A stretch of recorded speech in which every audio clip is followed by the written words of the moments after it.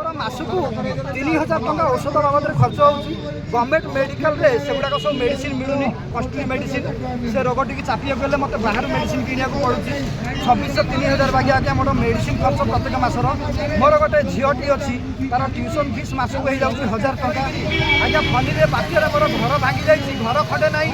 ମୁଁ ଘର ଭଡ଼ାରେ ରହୁଛି ଭୁବନେଶ୍ୱରରେ। ଆକ୍ଚୁଆଲି ମୋ ଘର କାକଟପୁର ବ୍ଲକ।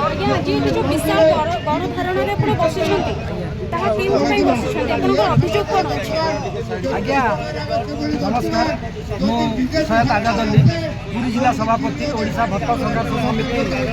ଆମେ ରାଜରାସ୍ତାକୁ ଓହ୍ଲାଇବାର କାରଣ ହେଉଛି ଯେ ସରକାର ଯେତେବେଳେ ତାଙ୍କର ଇଲେକ୍ସନରେ ଜିତିଲେ ତା ପୂର୍ବରୁ ଇସ୍ତେହାର ଦେଇଥିଲେ ଯେ 3000 3500 ଟଙ୍କା ପ୍ରଦାନ କରାଯିବ।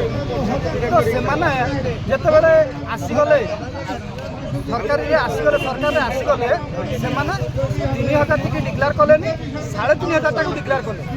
ସେଟା ଡିକ୍ଲେୟାର ହେଲା କ'ଣ ନା 80 ବର୍ଷ ବୁଢ଼ାବୁଢ଼ୀ 80% ଭିନ୍ନକ୍ଷମ ଏମାନଙ୍କୁ 3500 ଟଙ୍କା ପ୍ରଦାନ କରାଯିବ। ଆଉ ଡିକ୍ଲେୟାର ବି କରିଦେଇକରି ବଜେଟ୍ ତାଙ୍କର ଘୋଷଣା ହେଇଗଲା।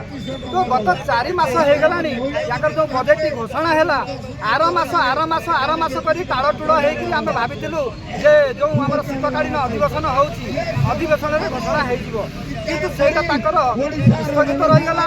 କିନ୍ତୁ ସେମାନଙ୍କର 1,00,000 ଟଙ୍କା ଦରମା ଥାଇକିରି ସେମାନେ ପ୍ରଥମେ ପ୍ରତିବାଦ କଲେ ଯେ ଆମକୁ 1,00,000 ଟଙ୍କାଟି ପୋଷଉନି, ଆମକୁ 2,50,000 ଟଙ୍କା ପ୍ରଦାନ କରାଯାଉ।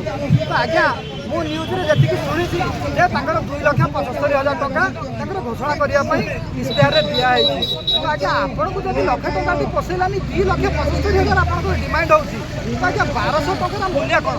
ମୁଁ ଜଣେ ଆଜ୍ଞା ଯକ୍ଷ ରୋଗରେ ପୀଡ଼ିତ, କର୍କଟ ରୋଗରେ ପୀଡ଼ିତ। ଆଜ୍ଞା ଏପଟେ ଆପଣ ଦେଖିପାରୁଥିବେ ଏ ଜାଗାରେ ବର୍ତ୍ତମାନ ବଢ଼ିକା ଚାଲିଛି ଏଇଟା। ତ ଆଜ୍ଞା ଆମର ମାସକୁ 3000 ଟଙ୍କା ଔଷଧ ବାବଦରେ ଖର୍ଚ୍ଚ ହେଉଛି। ଗଭର୍ଣ୍ଣମେଣ୍ଟ ମେଡିକାଲରେ ସେଗୁଡ଼ାକ ସବୁ ମେଡ଼ିସିନ ମିଳୁନି, କଷ୍ଟଲି ମେଡ଼ିସିନ। ସେ ରୋଗଟିକି ଚାପିବାକୁ ହେଲେ ମୋତେ ବାହାରୁ ମେଡ଼ିସିନ କିଣିବାକୁ ପଡ଼ୁଛି। 2600 3000 ବାଗିଆ ଆଜ୍ଞା ମୋର ମେଡ଼ିସିନ ଖର୍ଚ୍ଚ ପ୍ରତ୍ୟେକ ମାସର। ମୋର ଗୋଟେ ଝିଅଟି ଅଛି, ତାର ଟ୍ୟୁସନ ଫିସ୍ ମାସକୁ ହେଇଯାଉଛି 1000 ଟଙ୍କା। ତ ଆଜ୍ଞା 1200 ଟଙ୍କାର ମୂଲ୍ୟ କ'ଣ? ଯେଉଁ ପ୍ରକାର ଦରଦାମ ବୃଦ୍ଧି ହେଲାଣି, ରସୁଣ କେଜି 400, ଅଦା କେଜି 250, ଆଳୁ କେଜି 50 ଟଙ୍କା। ଯେଉଁ ପ୍ରକାର ଆପଣମାନେ ସମସ୍ତେ ତ ଜାଣିଛନ୍ତି ପନିପରିବା ସବୁ ଆକାଶ ଛୁଆଁ।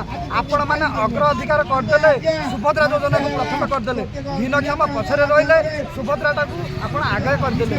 ତ ମୁଁ ବିଶେଷ କିଛି ଆଗକୁ କହୁନି ଆଜ୍ଞା। ଏପର୍ଯ୍ୟନ୍ତ ମୁଁ ଯେଉଁ ପରିସ୍ଥିତିରେ ଯାଉଛି ଗତି କରିକିରି, ଆଜ୍ଞା ଫନିରେ ବାତ୍ୟାରେ ମୋର ଘର ଭାଙ୍ଗି ଯାଇଛି, ଘର ଖଣ୍ଡେ ନାହିଁ। ମୁଁ ଘର ଭଡ଼ାରେ ରହୁଛି ଭୁବନେଶ୍ୱରରେ। ଆକ୍ଚୁଆଲି ମୋ ଘର କାକଟପୁର ବ୍ଲକ। ମୁଁ ଆଜ୍ଞା କାକଟପୁର ବ୍ଲକରେ